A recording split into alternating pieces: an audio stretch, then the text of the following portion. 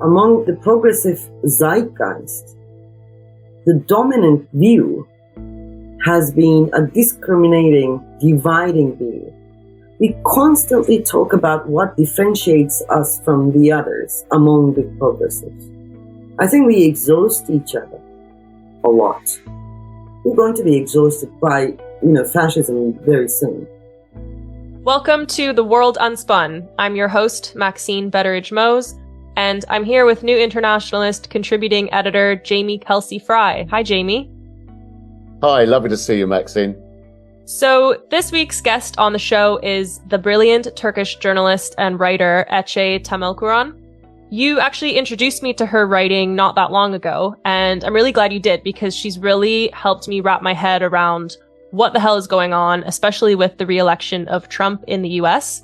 Can you tell me a bit more about how you found her writing and why you recommended her as one of the first guests on our podcast? So the reason I became very, very interested in Ece is twofold. First of all, here we have someone who is talking about what's happening in the world. She saw it originally through the lens of what's happened in Turkey and the rise of Erdogan. And it's a process that is the natural end point of neoliberalism, which is tyranny, the rise of fascism, the extreme far right. And she captured it so brilliantly in this book called How to Lose a Country. And I became extremely enamored by that and then read together. So people asked her to respond to this. What do we do about the rise of fascism? How do we meet it and head it off at the pass? And together is an immense celebration of the human spirit. And she writes like she's an exquisite writer. So what she has to say, her message is fundamentally bloody marvelous. But the way she expresses it is I call her the Arundhati Roy of Turkey, which, is such a facetious thing to say. But anyone who reads Arundhati Roy, good God, the way she writes is so exquisite. And it's the same with Ece. And as a result, being, contributing editor for New Internationalist and being dedicated to sort of anti-colonialism and anti-neoliberalism for most of my life, she became a hero straight away. And it's always, dangerous to meet your heroes. But in this case, Ece is an absolute bloody diamond at the same time as being an incredibly important writer in the 21st century. Okay, amazing. Well, we normally release this show every 2 weeks, but in light of recent events, we're bringing you the episode a little bit early. So let's get right into it. Thanks so much for listening to the show. Thanks, Jamie, for helping introduce this amazing guest, and we hope you enjoy the episode.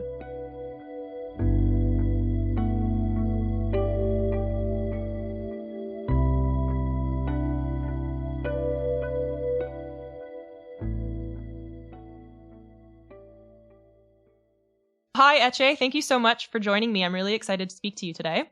Hi, Maxine. It's a pleasure. So we have a lot to get through. There's so much I want to talk to you about. But before we kind of get into your book and your writing, just to start off, I'm kind of curious to know what it's like for you living in Berlin right now, especially with everything that's going on in Gaza. What's it kind of like for you to be there right now?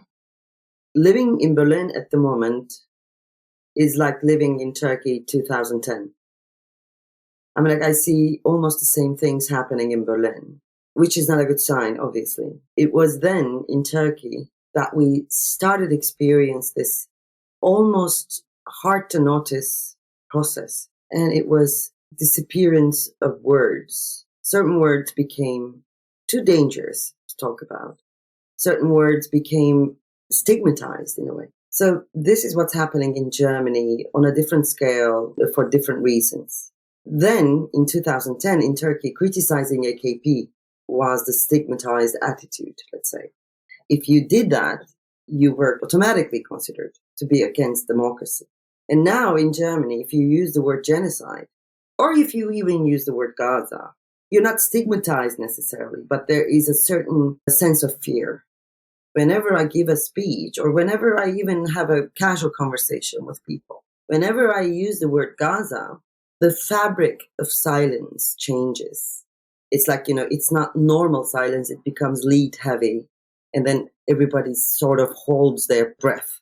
And, that change in the silence, I think that is when the process of authoritarian regimes or fascism in that sense begins. It is the embryonic form of what is to come.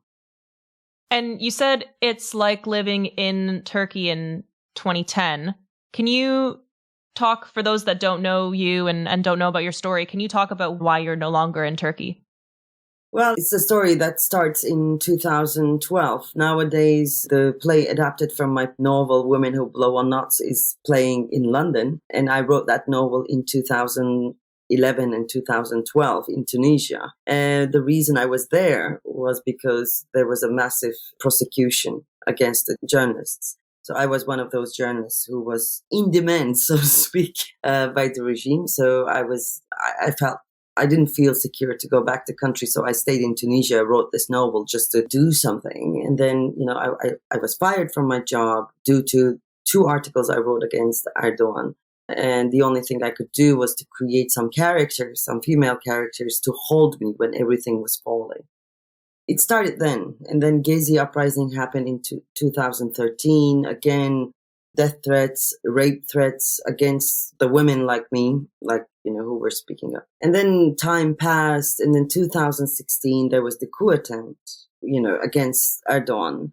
And then Erdogan, being a political genius, used this crisis and turned it into a biggest opportunity for himself. He suppressed the country even more and so on. And at that time, I think the atmosphere of fear, the constant sense of threat paralyzed me. And I thought, I can no longer write, think, or do anything in Turkey. So I left. I left for Croatia and I lived in Zagreb for 6 years.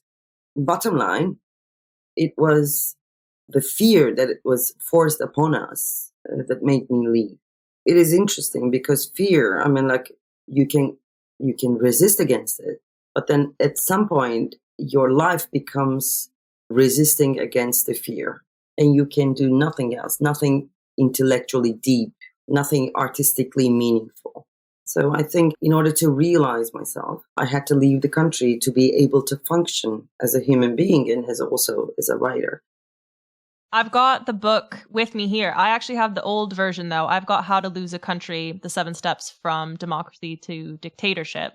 And you are re-releasing the book under a new title, which is The 7 Steps from Democracy to Fascism. And I think before we really get into the discussion of the book, I feel like it's really important to kind of lay the groundwork of what you actually mean and what we mean when we say the word fascism. So can you maybe just start by just giving us a pretty simple definition of what exactly is it when we talk about fascism? First of all, I'm so happy that it is popular now to use the word fascism, because when I published the book, it was a, hush-hush word. I had to have serious debate, serious conversations with my editors all around the world, especially with German editors, actually, to use the word fascism. And after big debates, I kind of pulled back and I stepped back and we used the word dictatorship in the subtitle. Now the horrible popularity of the use of word fascism comes too late. And now it feels like, to many people actually, it still feels like, and no, it's not fascism. This is authoritarianism and so on.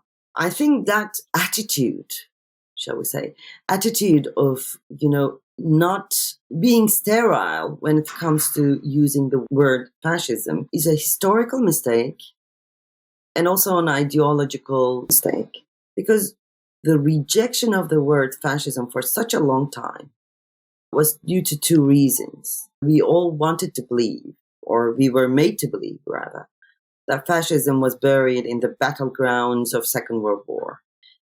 Fascism was beaten by liberal democracy, forces of freedom, and so on. Nazis, bad guys, the others, good guys, and so on.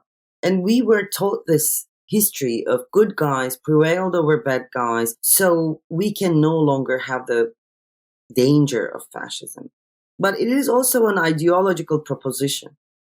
It tells us when there is liberal democracy coupled with neoliberal, economic system, a free market economy, there is no possibility that the system can produce fascist inclinations. And this ideological proposition was also used for anti-communist, anti-socialist politics as well.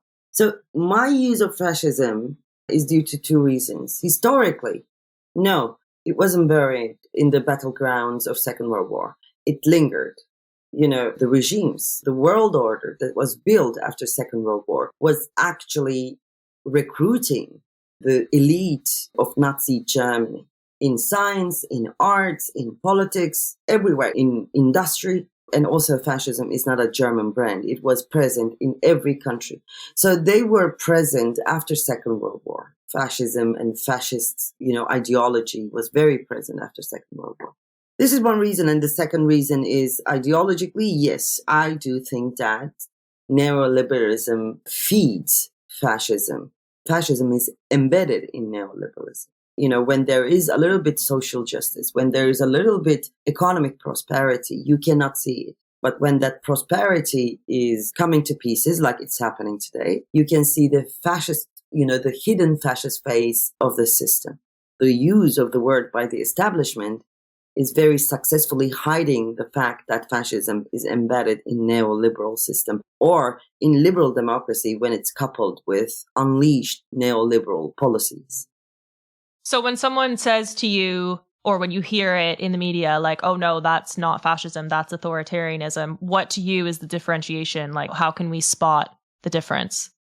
The bones of fascism is about capital being in coordination with the state apparatus, oppressing or controlling the masses, the working class. So this is what's happening right now already. So we don't need to see like military boots or like funny mustaches when we talk about fascism. If working class, if intellectual class is oppressed to the limit that they cannot even ask for their rights, to the limit that they are helpless in terms of changing their precarity, then there is already fascism.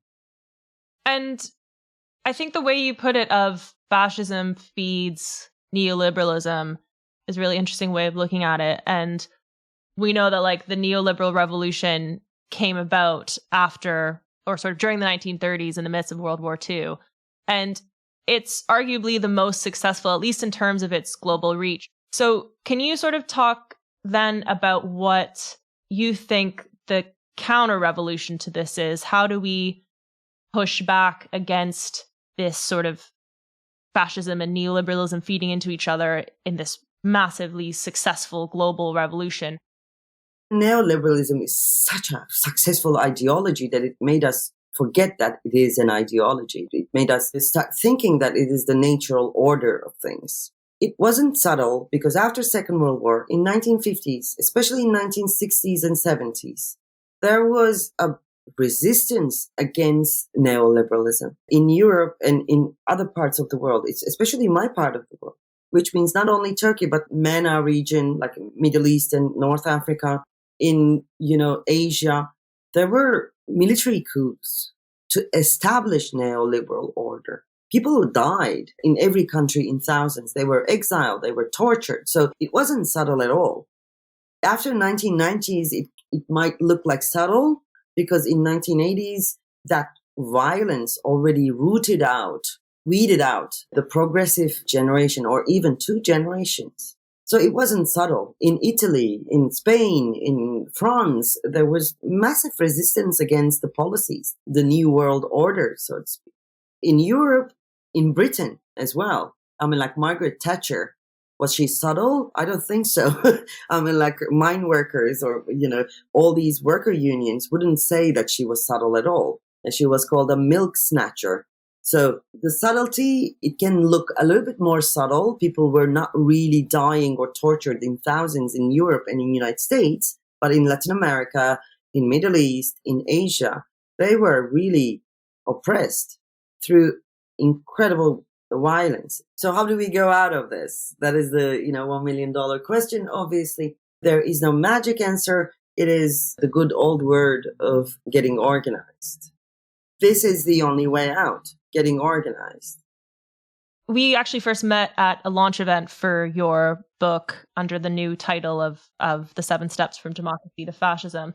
I think you made a point in your Q&A around how a lot of sort of fascist authoritarian leaders are really close allies with each other. I mean, you look at Trump, you look at Orban, all these guys are friends and they work together. And you don't necessarily see that as much on the left. It was something that I wanted to ask you at the time. Do you see sparks of similar kind of allyship, but from the progressives? This is a point that I made when I first published the book in 2019, and I'm still making the same point. The call of this book is like, let's get together globally, because the only way today to beat fascism globally is a global solidarity. Fascism cannot be beaten in one country. And Western countries are still making the same mistake, thinking that their establishment, their central politics will be formidable enough to, send away this passing fancy, as they think. It will not be. And fascism can only be beaten through global solidarity. My idea when writing the book, and it is still the same, is to tell to the world that, okay, there is only one magic formula, if there is one magic formula. It is to bring the experience that is accumulated already in the global South with the stamina, political stamina of the Western countries. Because in Turkey and in several other countries such as Italy, India, Hungary, Poland, we are exhausted. We have experience. We know how it happens and how it progresses, this process of, authoritarianship or like fascism. We know the signs of it and we know what not to do, at least. But we are exhausted because individually and also as a society, it is exhausting to go through this insanity. Because fascism, as we talked about it before, it doesn't come in like, okay, here I am called fascism. Nice to meet you. It comes through, incredibly elusive, extremely tricky ways. And in the Western countries, they're still in the phase of being puzzled, and asking themselves what to do. There's this massive confusion still, but then their energy is intact. Political and moral energy is intact.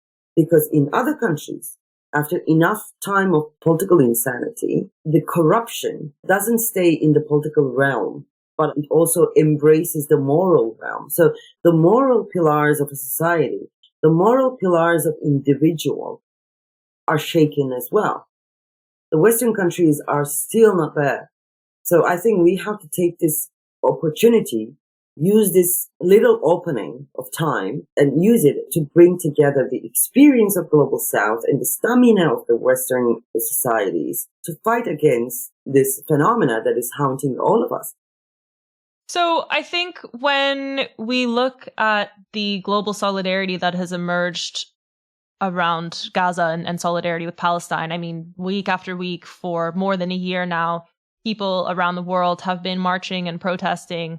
And on the one hand, it's incredibly inspiring. And, people who may have never been involved in any sort of protest activism movement like this are now getting involved. And we held a really great event a couple of weeks ago with different leaders of various grassroots movements about how we can continue building on this solidarity and how we can keep putting pressure on.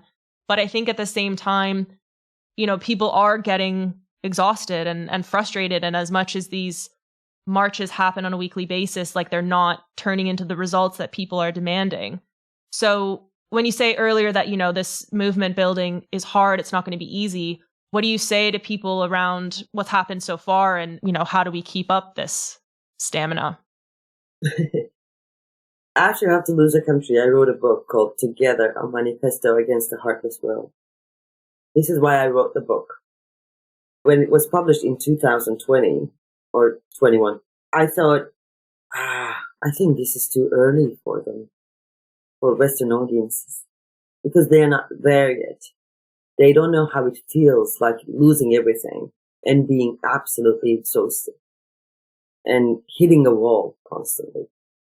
I think it is time for Together now, because this is a time when people started questioning what hope is. This is the time when people start losing hope. I know how it feels. I mean, like, we've been there as Turkey. You do things and you keep on doing them. You resist and say no and then shout and, come together, do it again. And then at some point you question your own actions and your own existence even, saying that, does it worth it? Am I doing it for nothing? So that is the place where you actually lose faith, not only in politics, but in humanity, in humans, in yourself even. That is the hardest part of this struggle. But I think that is why we have to think about the word faith. Faith is such a magical word because it makes you do things even there is no hope. It gives you the stamina to keep on going when there is no, visible reason to do it anymore. It is the raison d'être of being human and staying humane. So if you have faith, faith is a word that sounds religious, obviously, and it is monopolized by religion for such a long time that we forgot actually we humans were the ones who invented faith. So we have the capacity to believe. And to all those exhausted people, I should say, keep your faith because we have nothing else. We'll be right back.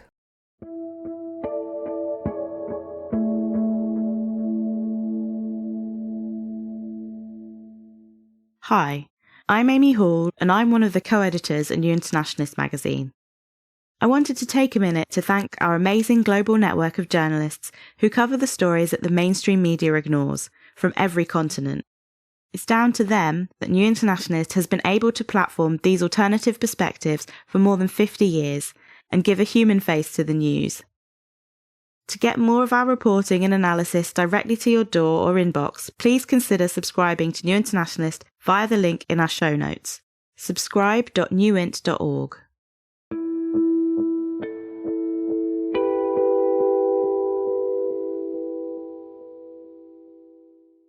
The September-October issue of New Internationalist magazine was all about the crisis of establishment politics. And Conrad, my co-editor who edited that magazine, in his piece, as well as the pieces he commissioned, looked at the forces that are reshaping party politics in places like the Philippines, the UK, Bolivia. And when, this is the biggest election year in history. And in at least the case of the UK, a number of independent candidates have been successful. Recently in the Kashmir elections, there were a number of independent candidates running. Conrad sort of argues in his piece, though, that these individual independents aren't enough on their own to enact the change that we want to see, that really it has to ultimately come down to movement building and global solidarity in this way. Can you maybe talk about that a bit in the sense of what, in your view, will it take to build a politics that actually serves the cause of the people? This is a hard question. Independence, being in democratic institutions, in the establishment, is something we have to support. I think we have to accept that this is going to be a wide spectrum of political struggle. There will be people in defense. There will be our guys in the establishment. There will be NGOs. There will be, small movements of working class and so on. And there will be times of crisis, that all these movements come together to push for the change. Now I'm looking at from Seattle to Tahrir, and what I see is they set a new bar, all these movements. They didn't perhaps change something in particular in the system, but they set a bar of what we can do, what people can do if they act together. These movements gave us a space to imagine. I think we are still trying to find out what we can do with that space. We have to come to terms with the fact that we have to have love in politics. speaking about love, I don't mean butterflies. I'm talking about political love. We have to learn to be more accepting, more forgiving, and more trustful to each other. We don't trust each other. I think we exhaust each other a lot among progressives, among leftists, and so on. We should stop exhausting each other. We're going to be exhausted by, fascism really well very soon. So we have to stop exhausting each other. We have to trust each other more. All these things are emotional things. But then the reason I'm talking about these emotions is because we are living in the time of politics of emotions. Politics of emotions is used masterfully by fascism. They're using the emotion of fear, hate, but in order to counter this movement, in order to do the exact opposite, we have to go back to politics of emotions as well. Among the progressive zeitgeist, the dominant view has been a discriminating, dividing view. We constantly talk about what differentiates us from the others among the progressive.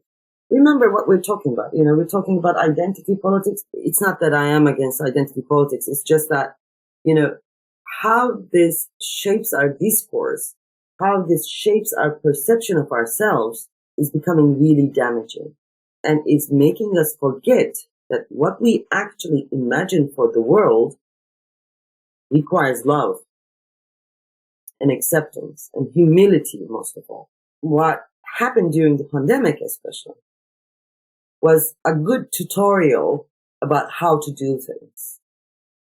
First of all, what pandemic showed us was the Hollywood dystopian, imagination of future of humanity is absolutely bullshit.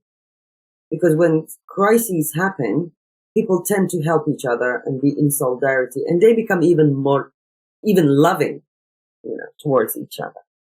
So we have to imagine politics as a, natural disaster or like a disaster like a pandemic.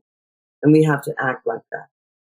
Yeah. And I guess that's the kind of double-edged sword of social media is on the one hand, we can find our communities online and we can really build this solidarity online. But on the flip side, it can be, as we know, the breeding ground for everything awful that we're seeing happen all around the world. And it was something actually that we talked about.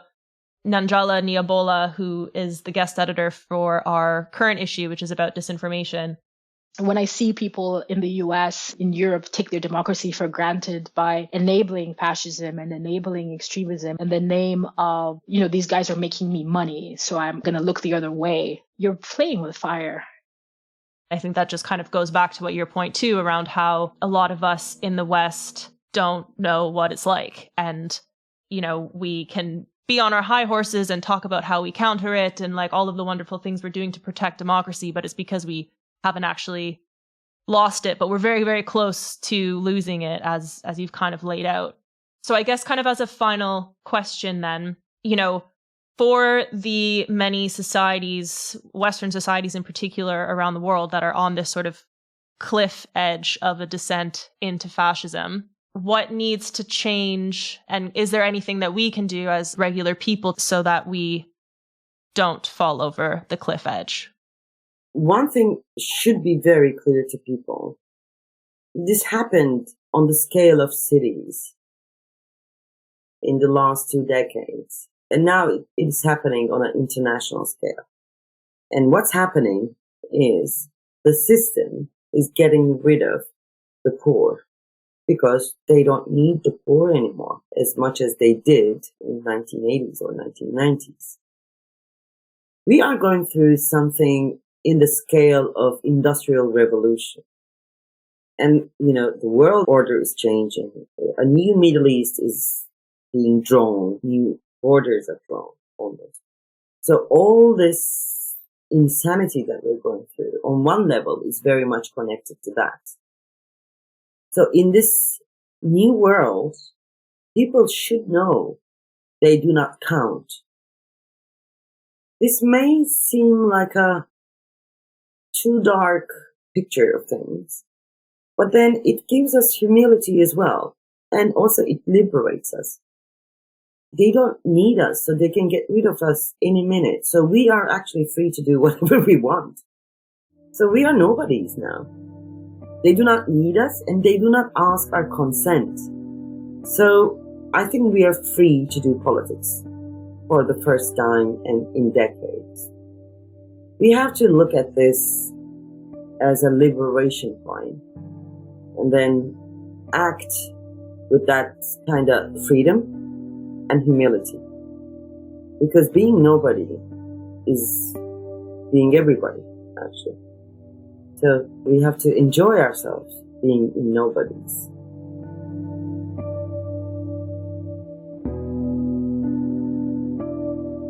That was Ece Temelkuran. Her new book, Nation of Strangers, will be published by Canongate next year. New Internationalist is an independent media cooperative based in the UK. We're proud to be co-owned by our readers and staff. We've been publishing award-winning, in-depth analysis on global progressive issues since 1973, and we're really excited to present this new podcast series to you. If you liked the show and you want us to make more episodes like this, please leave us a review wherever you listen to podcasts. It really helps other people to find us. And if you don't already, please consider becoming a subscriber. You'll gain access to our latest issue on disinformation, as well as our full 50-year archive. Listeners to the show can get 20% off their first year of a print or digital subscription using the promo code TheWorldUnspun at checkout. That's it from us. This episode was hosted and produced by me, Maxine Betteridge-Moes. I'm the digital editor at New Internationalist. Co-editors of the magazine are Amy Hall, Bethany Rielly, Conrad Landin, and Nick Dowson. Our editorial assistant is Paula Lacey.